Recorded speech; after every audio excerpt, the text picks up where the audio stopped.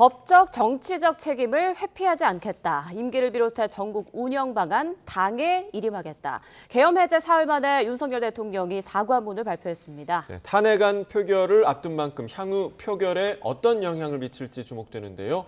최수영 평론가, 서정빈 변호사와 함께 법적, 정치적 쟁점을 살펴보겠습니다. 안녕하십니까? 두 분 어서 오십시오. 안녕하십니까?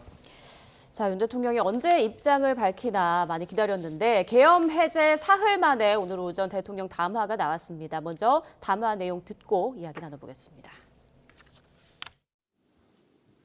존경하는 국민 여러분, 저는 12월 3일 밤 11시를 기해 비상계엄을 선포했습니다. 약 2시간 후 12월 4일 오전 1시경 국회의 계엄 해제 결의에 따라 군의 철수를 지시하고 심야 국무회의를 거쳐 계엄을 해제하였습니다. 이번 비상계엄 선포는 국정 최종 책임자인 대통령으로서의 절박함에서 비롯되었습니다. 하지만 그 과정에서 국민들께 불안과 불편을 끼쳐드렸습니다. 매우 송구스럽게 생각하며 많이 놀라셨을 국민 여러분께 진심으로 사과드립니다. 저는 이번 계엄 선포와 관련하여 법적, 정치적 책임 문제를 회피하지 않겠습니다. 국민 여러분, 또다시 계엄이 발동될 것이라는 얘기들이 있습니다마는 분명하게 말씀드립니다. 제2의 계엄과 같은 일은 결코 없을 것입니다. 국민 여러분, 저의 임기를 포함하여 앞으로의 전국 안정 방안은 우리 당에 일임하겠습니다. 향후 국정 운영은 우리 당과 정부가 함께 책임지고 해 나가겠습니다. 국민 여러분께 심려를 끼쳐드린 점 다시 한번 머리 숙여 사과드립니다. 네, 2분 정도 되는 비교적 짧은 담화였는데 두 분 어떻게 들으셨는지 먼저 평론가님. 네, 이게 사실 나흘 만에 나온 첫 메시지잖아요. 네, 선포 나흘 만이죠. 그렇죠. 예. 그러니까 수요일 날 새벽에 있었던 그 나흘 만에 나온 메시지라서 사실 이게 어떤 내용을 담고 있는가가 사실 가장 큰 전국의 분수령이었어요. 그러니까 대통령이 여기에서 얘기하는 것이 결국 국민의힘에 명분을 주는 거고 그게 또 대국민 설득할 수 있는 그 원천이 되기 때문에 어떤 내용과 어떤 정도의 수위를 담고 있느냐. 근데 지금 몇 가지가 눈에 띕니다. 그러니까 절박함에서 비롯됐다는 것은 이제 아마 제가 보기에 정당성을 좀 강조한 것 같고요. 법적, 정치적 문제를 회피하지 않겠다. 근데 이 회피하지 않겠다와 책임지겠다는 다른 의미입니다.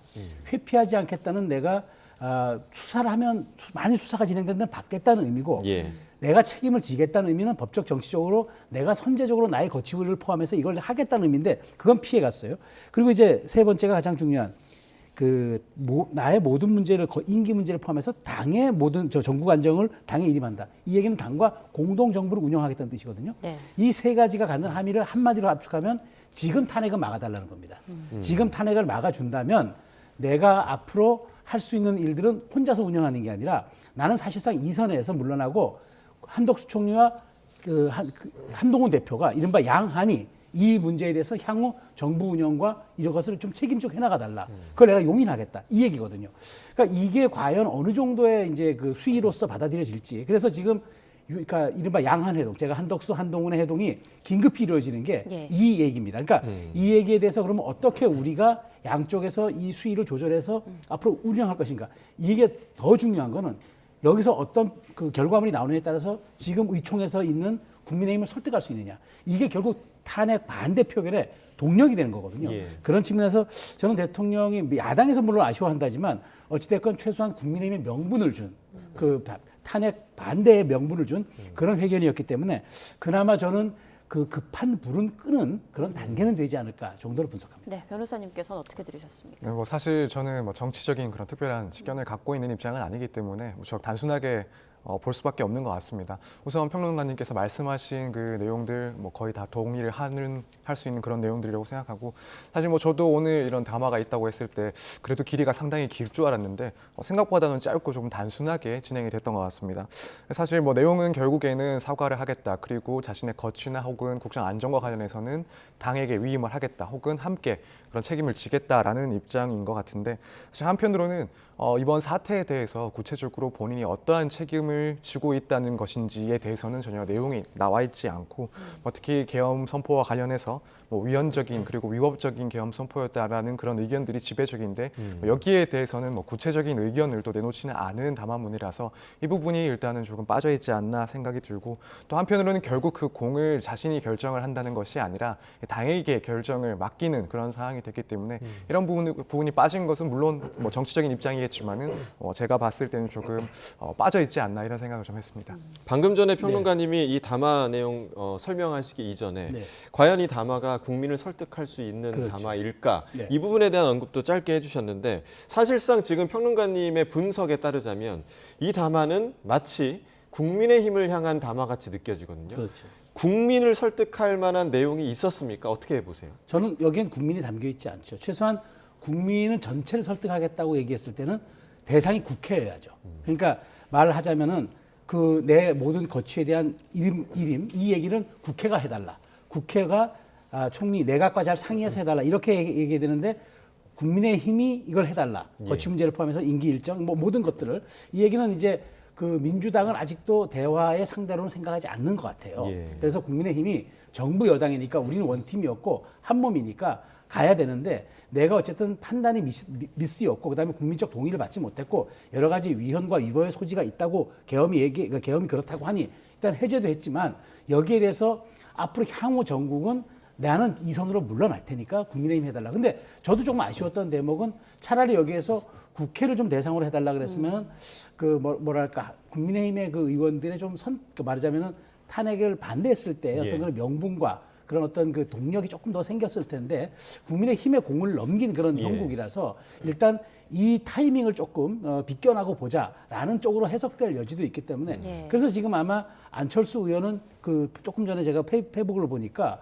입장문을 냈는데, 본인은 대통령의 퇴진 문제라든가 거취가 포함된 게 전제가 되지 않아서 나는 원래 생각했던 대로 가결표를 던지겠다고 얘기를 했습니다. 예. 그러니까 이게 이제 미묘한 이제 좀 약간 의미가 있는 사안이라서 지금 아마 의총장에서 갑론을박이 벌어지고 있는 그 내용 중에 하나가 지금 앵커께서 지적하신, 과연 이게 국민을 향한 메시지였느냐, 사과였느냐, 사과는 분명히 했지만 국민을 향한 어떤 정치 일정이었느냐, 이런 점들에 대해서는 좀 논란이 있을 것 같습니다. 네, 말씀하신 대로 이제 민주당 한준호 최고위원이 국회 위임 아닌 우리 당이라는 그 표현을 두고 국민의힘과 모종의 어떤 이야기가 있었던 게 아닌가 의심이 된다, 이런 취지의 언급이 있었거든요. 같은 생각이신가요? 근데 그거는 조금 그 한준호 의원이 조금 정략적, 당파적으로 생각한 것 같아요. 그러니까 대통령이 소속한 정당이 국민의힘이잖아요. 그렇다면 국민의힘의 수습책을 대통령이 따르는 게 맞아요. 예. 그래서 어저께 거의 하루 종일 이제 의총을 열어서 긴급하게 수뇌부들이 들어가서 대통령실과 회담도 하기도 하고, 한동훈 대표는 낮에 긴급하게 대통령과 독대도 몇몇 같이 만나기도 했잖아요. 그 과정에서 가감없는 내용들이 전달됐을 겁니다. 이른바 플랜 A, B, C, 임기 단축 개헌, 자진 사퇴, 질서 있는 퇴진, 할 수 있는 여러 가지 정치적 시나리오들이 다 대통령께 전달됐을 겁니다. 거기에서 이제 밤새 판단이 된 거죠. 그렇기 때문에 이것을 가지고 저도 이제 국회를 대상으로 하지 않는 점은 아쉽지만 국민의힘을 대상으로 했기 때문에 이건 부당하다라고 볼 수는 없는 거죠. 왜냐하면 대통령을 탄생시킨 정당이고 대통령이 소속된 정당인데, 대통령이 그 정당과 함께 정치적 위기를 모색하고 앞으로의 자신의 전국 운영 방향을 같이 고민하는 건 이건 너무 당연한 일이죠. 다만 여기에서 더 큰 동력과 앞으로의 명분을 가지려면은 그게 국회라는 틀 안에서 이루어져야 되니까 그런 점들이 조금 이 담화에 담겼으면 좋았겠다는 거지, 한준호 의원이 얘기하는 거는 대통령이 탈당도 하지 않았는데 왜 그러면 국민의힘만 가지고 얘기하는 거는 조금 그 부당성은 아마 민주당 차원에서 보면은 그게 좀 부당하다 보이는 거지, 대통령 입장에서는 충분히 이해될 수 있는 일이라고 봅니다. 네, 그러니까 민주당에서 바라본 입장이었다라는 분석이셨고, 이번 담화 내용 중에 대통령이 법적 정치적 책임을 피하지 않겠다. 여기서 이제 법적 책임을 피하지 않겠다, 이 부분 좀 변호사님 좀 어떻게 보셨습니까?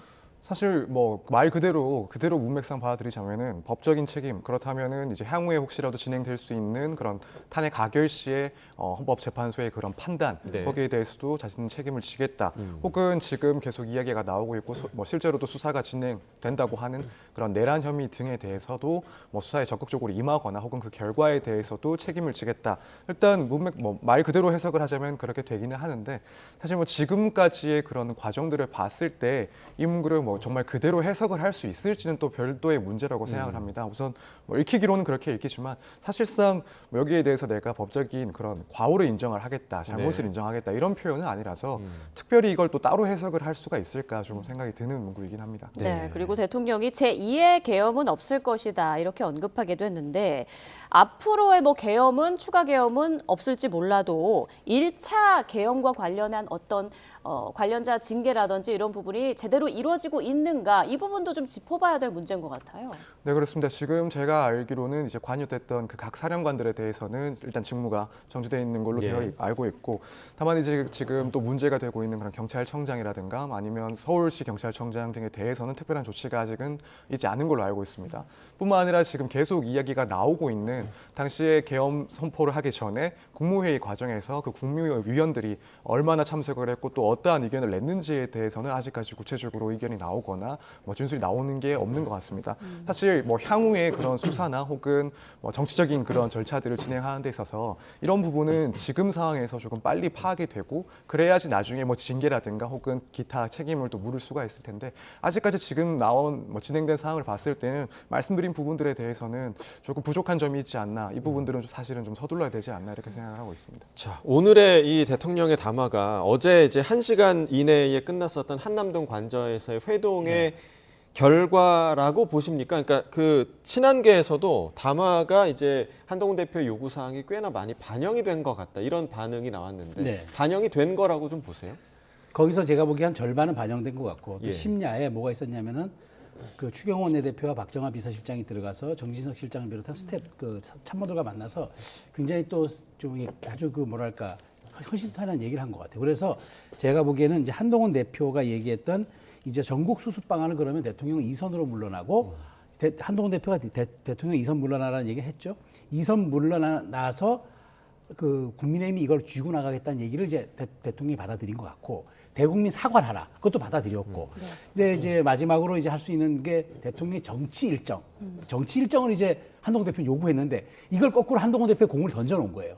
그럼 당신들이 만들어 보세요라고. 네. 그러니까 이제 제가 보면은 한 70% 이상은 한동훈 대표 요구를 수용을 한 거죠. 예. 다만 이제 내 거취에 대해서는 내가 판단하는 것보다는 당이 이름해 줄 테니까 당이 한번 만들어 달라라고 했기 때문에 한동훈 대표에게 정치적 숙제가 된 거예요. 그럼 이제 여기서 이게 왜 중요하냐면은 한동훈 대표가 이걸 관철하기 위해서는 당내 의원들 설득을 해야 됩니다. 이해관계가 엇갈려요. 친윤이 있고 비윤이 있고 그다음에 친한이 있고 또 반한이 있어요.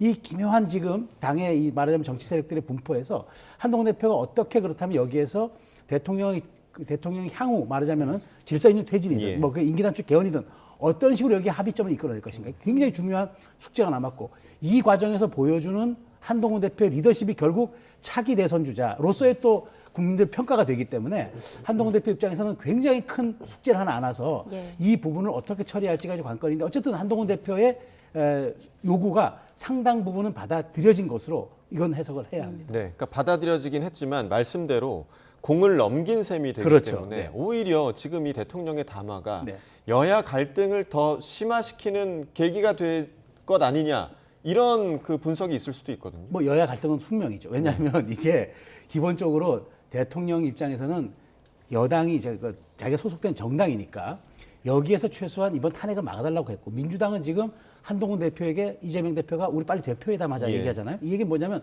빨리 우리 탄핵 관철시키고 차후 정치 일정들을 양당 대표가 한번 짜보자 이 얘기를 하는 거거든요. 한동훈 대표는 그건 안 만났으니까 거절한 거죠.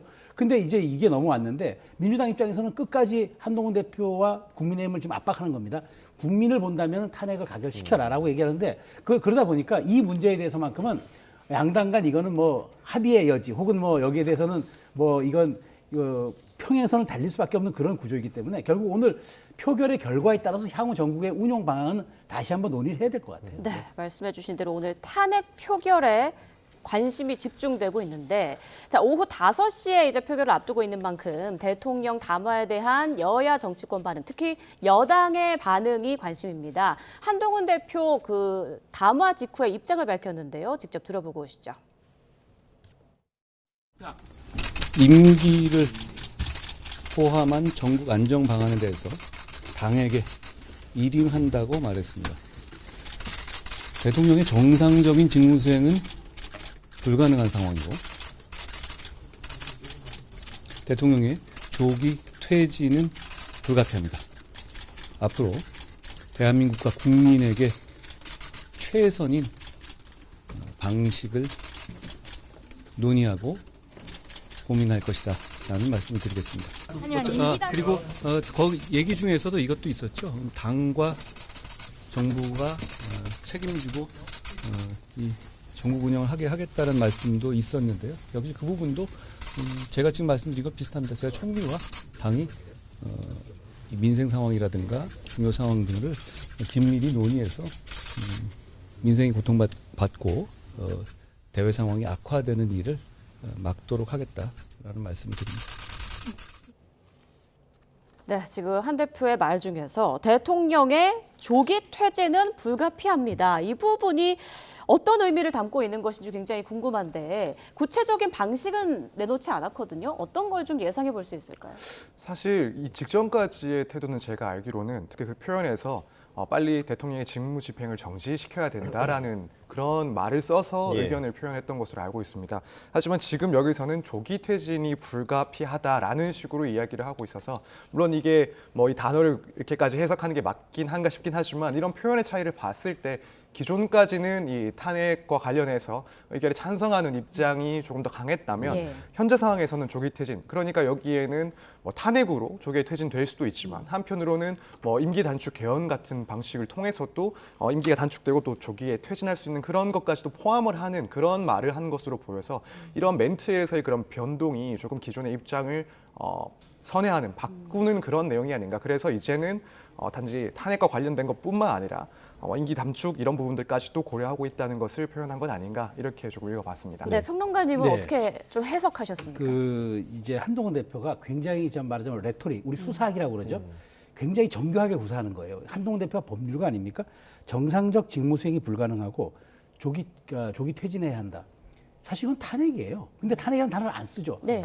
탄핵은 법률 용어고 직무수행 불가, 조기 퇴진 이건 정치 용어입니다. 한동훈 대표는 법률 용어를 쓰는 순간 불가역적 상황이 되는 거예요. 탄핵을 언급한 거고 탄핵은 법적 용어고 시행되는 순간 대통령은 더 이상 국정 운영에 관여할 수 없습니다. 근데 그 얘기를 안 하는 거예요. 그거 안 하고 직무수행 불가, 조기 퇴진 뭐 이렇게 연상은 되지만 결코 시행은 안 될 수도 있는 얘기들 꺼냄으로써 여론엔 부응하되 결론에는 내가 아직 이르지 않았다는 얘기를 하는 거예요. 그러니까 아주 그 지금 수사학 차원에서 놓고 보면은 절묘하게 지금 경계선을 타고 있는 건데, 근데 결국 이것도 시간 문제입니다. 결국 우리가 진실의 순간, 이른바 머러스 모먼트, 머러의 순간은 조만간 다가오게 되는 거예요. 그렇기 때문에 한동훈 대표가 지금 무슨 생각을 갖고, 저는 그래서 지금 가장 중요한 포인트는 그 양한 회동, 그러니까 한덕수 총리와 회동 이후에 나올 한동훈의 메시지입니다. 그게 가장 중요한 변곡점이 될 거예요. 이제 머지않아 나올 텐데요. 저 머지않아 나오죠. 예. 그게 탄핵, 제가 보기에 탄핵이 5시에 지금 시작이니까 4시 전에 나올 겁니다. 그게 어떤 내용을 담고 있느냐가 결국은 갈 겁니다. 근데 조금 유추해 본다면은 저는 조경태 지금 의원이 선회를 했어요. 네. 예. 나는 제1호로 탄핵에 가결하겠다고 했던 사람이 선회인 겁니다. 저는 이게 큰 함의가 있다고 봐요. 그리고 조경태 의원은 나는 어떤 일이 있어도 한동훈 대표 뜻에 따르겠다고 늘 얘기하던 사람입니다. 예. 그렇다면 이게 무슨 시그널인가? 육선 의원이 이렇게 먼저 선제적으로 치고 나왔을 때는 한동훈 대표가 조금 말하자면 나중에 4시 전에 발표할 수 있는 것들에 대한 출구를 미리 열어놓는 것 아닌가? 공간 창출을 미리 해놓고 정치적 공간을 해놓고 한동훈 대표 들어오라는 것 아닌가라고 저는 생각이 되기 때문에 어느 정도는 당론 참여, 당론으로 일부 이탈은 있었지만 결국 당론으로 탄핵 반대를 할 것 같고, 한동훈 대표가 꺼내놓을 수 있는 건 가장 중요한 그거죠. 정치 일정을 어떻게 얘기할 것이냐. 뭐 아까 임기 단축을 전제로 한 개헌이라든가, 그러니까 제가 나중에 그 기회가 오면 따로 말씀드리겠습니다만 그런 것들을 꺼내놓는 게 지금 여기에 핵심이기 때문에 결국 지금 4시 이전으로 예상되는 발표에 주목되는 거죠. 네. 그 말씀해주신 그 임기 단축 같은 네. 경우는 개헌이 필요하잖아요. 근데 이 그렇죠. 부분에 야당이 동의할까요? 그 제가 지금 드리고 싶어 하는 말씀이 임기 단축 개헌이야말로 탄핵만큼의 또 하나의 블랙홀입니다. 왜냐하면은 자, 임기 단축 그럼 언제를 할 것이냐? 이 언제를 할 것이냐는 이재명 대표의 사법 리스크와 맞물려 있어요. 예. 이재명 대표가 2심까지 나온 상태, 아니면 대법원까지 끝난 상태라면 아무 의미가 없는 거고, 이건 민주당에서는 이 카드는 이재명 대표 입장에서 받아서 이 시기를 저울질할 수밖에 없기 때문에 이건 굉장히 지난한 협상이 될 겁니다. 그래서 사실 임기 단축 개헌 얘기가 정치권에 던져지는 순간 또 하나의 폭탄이 떨어지는 건 똑같아요. 그래서 저는 그런 측면에서 결국은 이게 이제 뭐 사실 굉장히 어려운 질서 있는 퇴진이라는 것도 사실은 이거 정치적 용어고 어떻게 질서 있게 언제 나가느냐는 이거 굉장히 또 어려운 문제입니다. 그렇기 때문에 제가 그런 측면에서 이 모든 것들이 매우 중요한 첩첩산중이어서 한동훈 대표가 꺼내놓을 메시지에 관심이 쏠린다라고 말씀드린 겁니다. 네, 지금 임기 단축 이야기가 계속 끊임없이 일단 나오고는 있는데 네. 이게 가능성이 있는 것인지 임기 단축 개헌이 이루어지려면 어떤 절차를 거쳐야 하는 건가요? 우선 임기 단축 개헌 같은 경우에는 이제 국회의원, 제적의원의 이제 3분의 2가 또 찬성을 해야 됩니다. 예. 물론 그 과정까지 이르는 경우는 이제 평론가님께서 말씀하셨다시피 뭐 구체적인 내용을 결국 여야가 합의할 수 있을지 이런 어려운 또 논의가 진행이 될 거고 네. 어떻게든 그렇게 발의가 된다면은 말씀드린 것처럼 3분의 2 그러니까 200명 이상의 국회의원이 동의를 해야 일단 통과가 됩니다. 사실 그리고 나서도 이제 국민투표에 또 붙여지게 됩니다. 네. 국민투표에 붙여지면 이제 국민 과반수 이상이 투표에 참여를 해서 또 그 안에서의 과반수 이상의 득표가 있어야 됩니다. 이런 절차들을 거쳐야 이제 개헌이 완성이 되는 그런 네. 과정들입니다.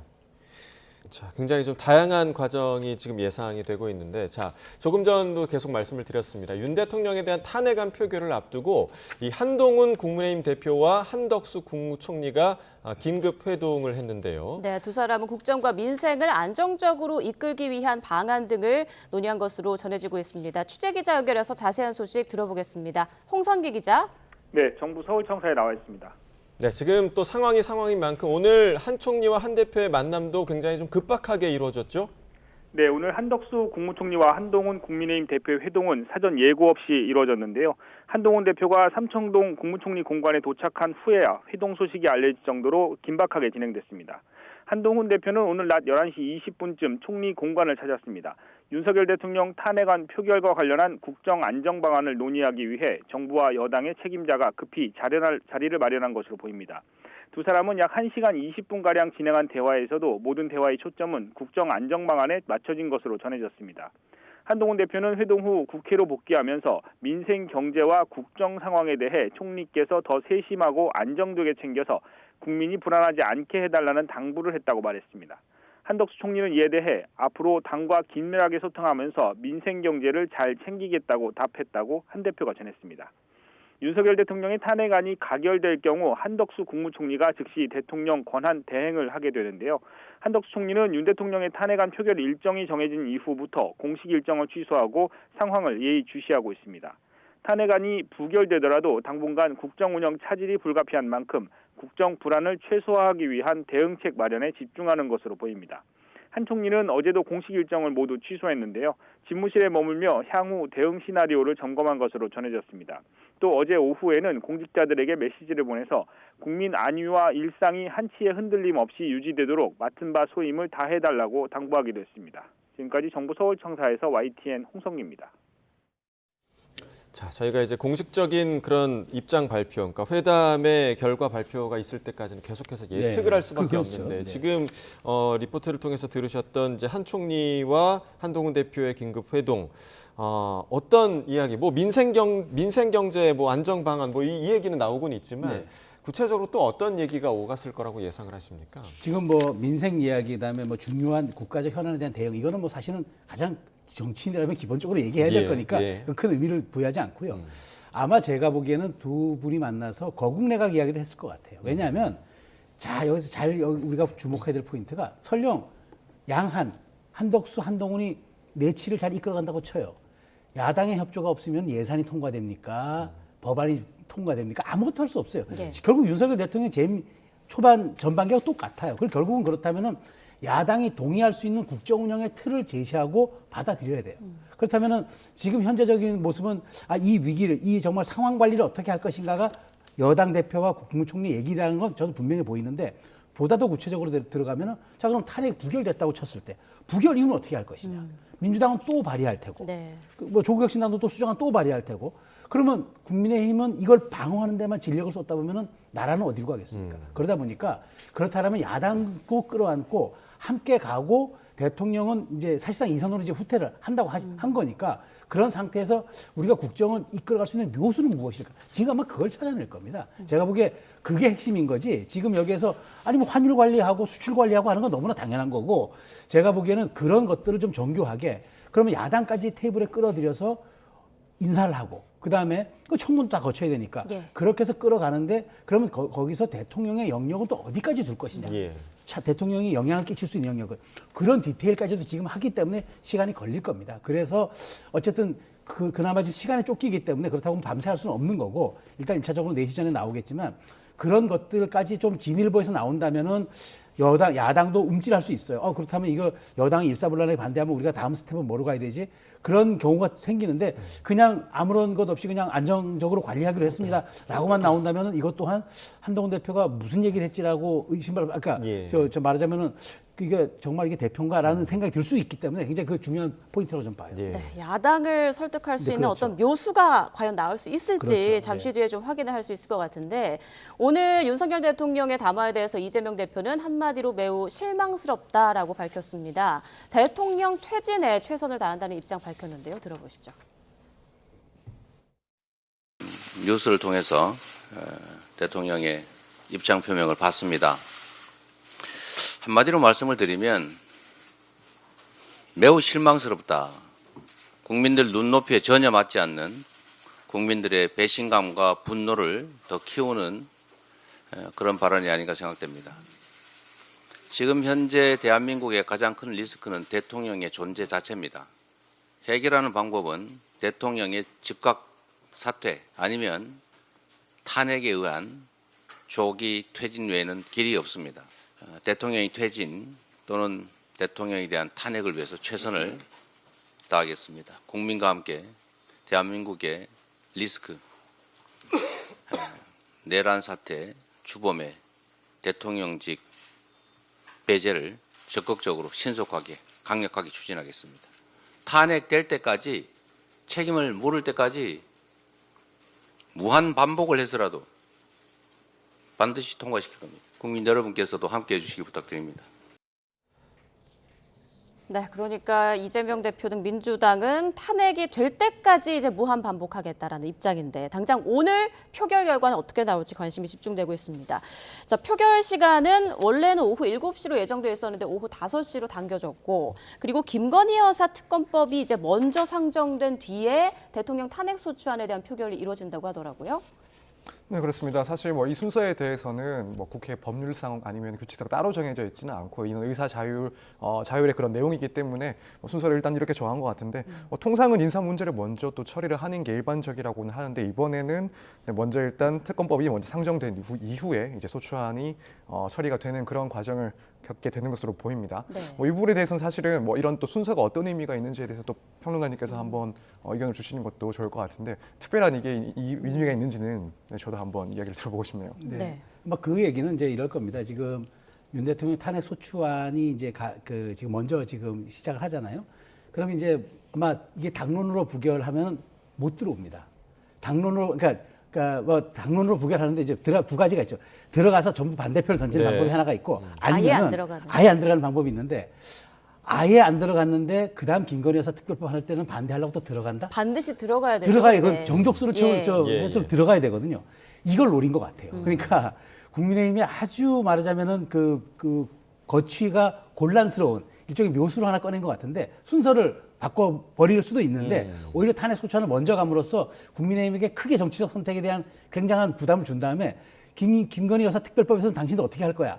최소한 이거는 당신도 어떻게 할 이렇게 아마 순차적으로 좀 약간 압박을 가하는 것 같아요. 근데 네. 결국 그렇게 정리가 돼야 되겠죠. 이 부분은 변호사님께서 좀 설명을 해주셔야 될 것 같아요. 그러니까 김건희 여사 특검법과 탄핵소추안 그 표결에 있어서 가결 요건이 다르지 않습니까? 네, 그렇습니다. 예. 지금 김건희 여사 특별법 관련해서는 이미 한번 그 대통령 거부권을 행사하고 다시 이제 재의결을 해야 되는 사항이기 때문에 이제 국회 출석은 과반수 이상의 출석을 하고 이제 출석한 의원들의 3분의 2가 찬성을 해야 통과가 되게 됩니다.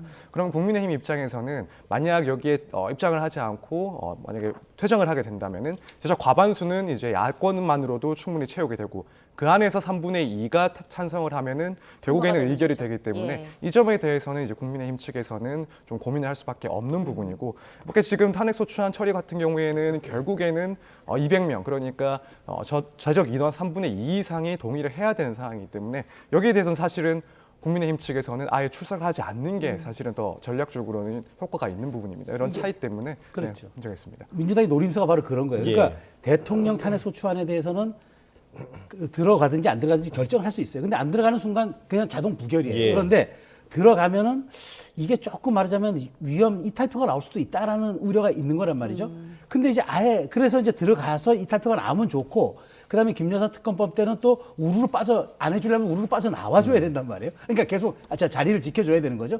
그러니까 지금 민주당이 국민의힘의 선택지를 굉장히 좀 좁혀놓는 거죠.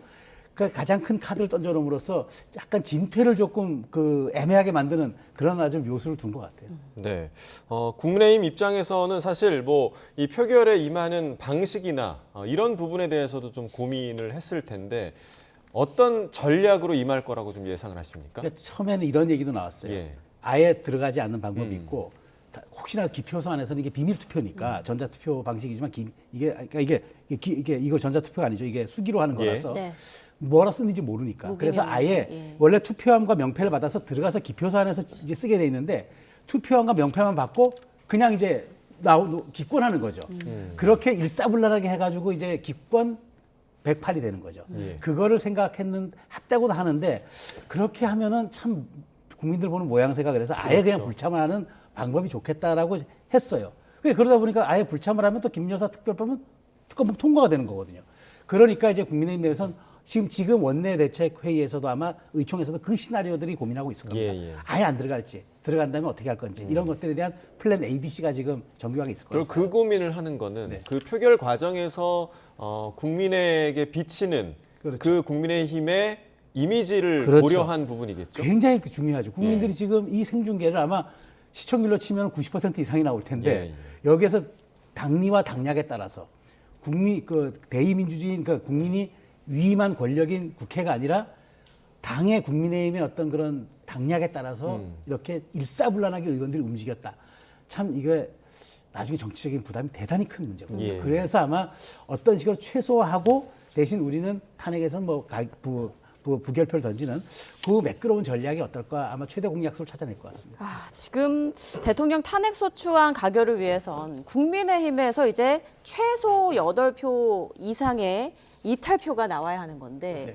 과연 8표 이상의 이탈표가 나올까 어떻게 예상하세요? 그러니까 지금 일단 한 표는 거의 뭐 확실하게 한철수 의원이 안철수, 얘기하니까 예. 그럼 이제 나머지 7표가 중요한데 이제 조경태 의원은 철회를 했고 여기서 이제 변수가 그거죠. 소장파 의원들 지금 질서 있는 퇴진 그다음에 임기 단축 개헌을 얘기로 한 김재섭 의원을 비롯한 5명 여기 의원들 5명이 벌써 이제 6표가 되는 거 아닙니까?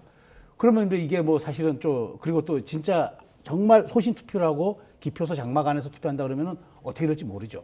근데 저는 이렇게 봐요. 한동훈 이게 지금 친한계에서도 좀 일부 반대하는 의원들이 있대요. 이건 부결시켜줘야 한다. 근데 여기에서 한동훈 대표가 마지막 의총장에서 한 발언이 있을 겁니다. 이제 아직은 안 했지만 부결시켜 달라든지 뭐 여러분 소신껏 해달라든지. 근데 부결시켜 달라고 한동훈 대표가 마지막 최후의 메시지를 냈는데 가결됐다. 그럼 한동훈 대표의 정치 생명도 그것으로 끝인 리더십의 거죠. 타격이 크겠죠. 그러니까 예. 이제 이런 상황 속에서 저는 그러니까 친한계도 그걸 알기 때문에 만일 한동훈 대표가 정말 부결로 방침을 정했다 그러면은 제가 보기엔 이번에 부결됩니다. 이번에 뭐 그래봐야 이탈표가 한두 표 정도밖에 안 될 거라고 봐요. 그런 측면에서 지금 말하자면은 그 총리와 만나고 나오는 대국민 메시지, 그다음에 의총장에 들어가서 투표장에 들어가는 의원들을 향한 한동훈 대표의 최후 메시지. 이게 결국 오늘 탄핵의 승부처이고 그다음에 여기에서 이탈표가 얼마 나오는지. 그러니까 저는 한동훈 대표가 그렇게까지 얘기한다. 제가 말씀드린 대로 얘기한다 그렇다면은 이탈표가 거의 안 나올 거로 봅니다. 네. 그러니까 그 뭐 친한계를 비롯해서 여당 내에서 개개인의 소신이 발동될 여지에 대해서는 전혀 불가능하다고 보시는 왜냐하면 친한계 의원들이 만일 여기 한동훈 대표의 정치 생명이 달려 있기 때문에 그러니까 본인들도 소신상 이거는 내가 가결표를 하고 싶어요 하는데 예. 내가 소신대로 가결표를 하는 순간 한동훈 대표의 정치적인 그 앞으로의 운명은 미아로 빠질 수도 있기 때문에 그런 걸 고려한다라면은 제가 보기에 이번만큼은 전략적 투표를 할 수 있을 가능성이 있다고 보는 거죠. 네, 이제 한 2-3시간 되면 그 결과가 나올 텐데요. 일단 탄핵 소추안 가결, 부결 두 가지 이제 시나리오로 한번 예상을 해보겠습니다. 일단 탄핵 소추안이 국회 문턱을 넘게 되면, 그러니까 가결이 되면 그 다음은 어떤 과정을 거치게 되나요? 만약 가결이 되면 일단 대통령의 직무는 이제 바로 정지가 됩니다. 그리고는 이제 대행자인 지금 한 총리가 이제 대행을 하게 되고 이제 이후에 헌법재판소에 사건이 넘어가게 되면 이제 180일 이내에 선고를 하게 됩니다. 예. 그렇게 되면 180일 이내에 6인 이상의 동의가 있을 경우, 찬성이 있을 경우에는 결국 탄핵이 결정이 되는 것이고 거기에 미치지 못할 경우에는 결국 기각이 되는 것입니다. 사실 뭐 지금 헌법재판소 같은 경우에 현재 원래 정원이 9명인데 현재 6명이라서 과연 이 상태에서 심판을 진행을 할지 여기에 대해서는 조금 의문이 또 제기가 되고 있는 상황입니다. 사실 뭐 그 전에 지금 이진숙 방통위원장 건 관련해서 헌법재판소에서는 6인으로도 일단 심리가 가능하다라는 입장입니다. 그렇기 때문에 일단 개시는 가능한데 실제 이런 사건이 진행된다면은 뭐 대통령이 그런 탄핵 여부를 결정하는 그런 사회에서 가장 중요한 문제가 될 수 있는 그 부분을 6명에서 판단하는 게 사실상 쉽지 않다라는 의견도 많이 나오고 있기 때문에 실제로 이제 6명에서 심리가 개시될지 혹은 충원이 될 때까지 기다려질지가 좀 봐야 될 그런 포인트라고 보여집니다. 지금 그 저희가 보고 있는 저 그래픽에서 7명 이상의 출석으로 사건을 심리한다라고 지금 현재 법에 저렇게 명시가 되어 있는데도 불구하고 6인만 있어도 심리는 가능하다라는 말씀이신가요? 네, 왜냐하면 지금 진행 중인 그 이진숙 방통위원장의 그 탄핵 사건과 관련해서 이 이진숙 위원장 측이 이 관련 규정에 대해서 집행정지 가처분 신청을 했습니다. 예. 효력정지 가처분 신청을 했습니다. 그게 아까 봤던 그 사건 심리에 필요한 재판관 출석수를 7명 이상으로 이제 규정을 해둔 그 규정인데요. 여기에 대해서 헌법재판소가 인용을 했습니다. 그래서 6인 이상으로도 심리를 할 수 있다 이렇게 판단을 했기 때문에 향후에 만약 지금 대통령에 대한 탄핵소추안이 가결된다면 6인으로 일단 시작은 할 수 있다 이렇게 보고 있는 상황입니다. 네, 평론가님. 네. 만약 오늘 탄핵 소추안이 부결된 이후로도 네. 전국 상황에 굉장한 파장과 이제 혼란이 있을 것 같은데 어떻게 예상하십니까? 그렇죠. 부결이 되면은 국민의힘은 그나마 이제 대통령을 지켰고 그다음에 이제 질서 있는 퇴진을 위한 수습 방안을 낼 수 있는 쪽으로 이제 국민에게 호소할 텐데 민주당은 이렇게 되면은 일단 장외로 나갈 가능성이 있다고 봐야죠. 예. 국민여론에 직접 호소하겠다, 이른바 장외 정치하겠다 이렇게 얘기할 수 있어서 전국은 더 혼란에 빠져들 수 있고 조국 혁신당은 뭐 탄핵의 쇄빙선이라고 얘기하니까 계속 하겠죠. 근데 중요한 건 이게 과연 앞으로 민주당이 그렇다면 뭐 이재명 대표는 제2, 제3의 탄핵 소추안 발의하겠다. 예. 근데 이미 한 번 부결된 탄핵안을 회기만 바꿔서 계속 낸다? 저는 이게 국민의 역풍이 있을 수도 있고 더더군다나 이게 탄핵이라는 말이 갖는 함의가 우리 사회에서 어마어마하게 이게 큰 게 모든 걸 집어삼키는 블랙홀입니다. 자, 지금 감액 예산안 지금 한번 논의가 되는 적 보셨어요? 지금 10일 날 아마 감액 예산 통과될 겁니다. 그러면 정부가 또 준 예산 편성한다가 아니면 추경 바로 또 해달라고 또 할 수도 있어요. 그리고 이렇게 될 경우에 우리 사회 경제적으로 예산이 투입이 안 되는 경우들은 거기까지 막힐 겁니다. 그러면은 이 혼란도 누가 감당합니까? 그러니까 탄핵이 여기서 끝나고 다시 이제 일단 국회 안에서 제도적 질서 안에서 우리가 제도적 자제를 하자라고 하고 여야가 함께 할 일을 하게 되면 되는데 민주당이 탄핵을 또 끌고 가는 순간 이거는 진짜 걷잡을 수 없는 경랑 속으로 빠져들기 때문에 제가 그래서 아까 말씀드린 그 두 양한 회동에서 야당을 끌어들일 안을 가지고 추후 전국 수습 방안을 논의해야지 그렇지 않고 그러니까 여당과 정부만 머리 맞대는 것은 야당이 배제된 상황이기 때문에 이 혼란은 지속될 수밖에 없어서 거기까지 포함된 대승적이고 포괄적인 운용 방안을 저는 구상해야 한다고 말씀드립니다. 마지막으로 그 탄핵에 대한 무한 반복 그 발언이 있었잖아요. 네. 그렇게 될수록 그러면 탄핵에 대한 동력이 떨어질 거라고 전 떨어진다고 보죠. 왜냐하면 일단 한번 부결됐고 물론 국민들은 그 이후에 여권이 계속 혼란상이 반복되면은 탄핵에 대한 동의가 가겠지만 여권이 좀 일정하게 수습을 가는 쪽으로 나가고 그나마 여기서 대외 신도라든가 이런 게 조금 안정되는데 자꾸 탄핵을 얘기한다 그러면은 도대체 민주당이 수권 정당이냐 대한 정당이냐 이런 비판이 갈 수 있기 때문에 이번 탄핵 이후에 정교한 양당의 전략들을 짜야 될 시점이라고 저는 생각합니다. 네, 지금 여러 가지 정치적 도움 말씀 주신 최수영 평론가님은 이쯤에서 보내드리고 앞으로는 이제 서정빈 변호사와 이야기 나눠보겠습니다. 평론가님 고맙습니다.